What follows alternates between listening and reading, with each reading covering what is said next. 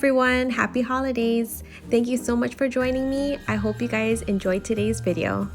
Charcuterie boards are great to have for any occasion. With Christmas coming up in just a couple of weeks, I thought I'd share another holiday idea you could bring to the table. In this video, I will be showing you how I assembled this very loaded charcuterie board step by step. We all eat with our eyes first, so having an attractive assortment will gain people's interest. There isn't a right or wrong way to make a charcuterie board, but there are many common items like cheeses, meats, bread, and fruit. The first thing I like to do is remove my cheese from their packages, then I cut and lay them out the way I'd like to display them. The beauty behind it is that there are so many different cheeses to pick from, so pick your favorites. I also like to slice my breads. I bought some Cheesecake Factory's famous honey wheat brown bread along with a French baguette. The bread takes up a lot of space on the charcuterie board, so whatever doesn't fit, I'll put in a Ziploc bag and I'll bring it with me to the event and I'll refill the board when needed. Now it's time to put it all together. I like to go in with the grapes first. Having both green and red grapes will give your platter nice colors.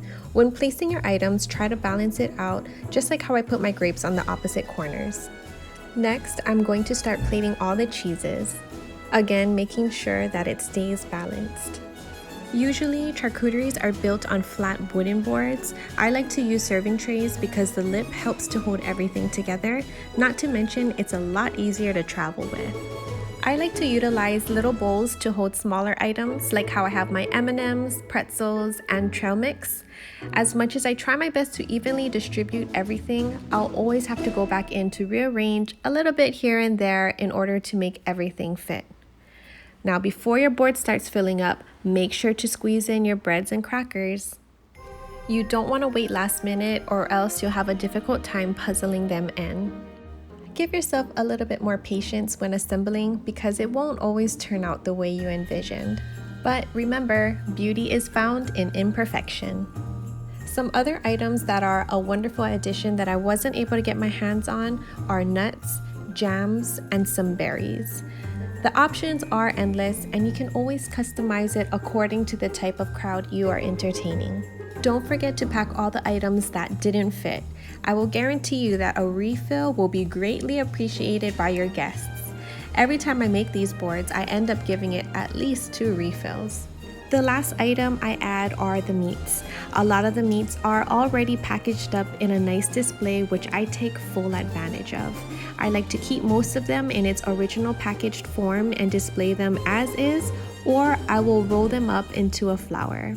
Another fun way of displaying the meats is by folding them in half to create a nice fanned out design. And for all you perfectionists out there, you don't need to stress. This chaotic masterpiece will look beautiful no matter what. What are some of your favorite items to eat off of a charcuterie board?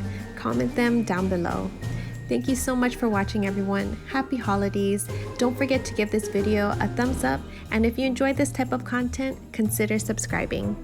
Wishing you all a very great productive week as we count down the final 2 weeks before Christmas. Thank you again, and I will see you guys in my next video. Bye guys.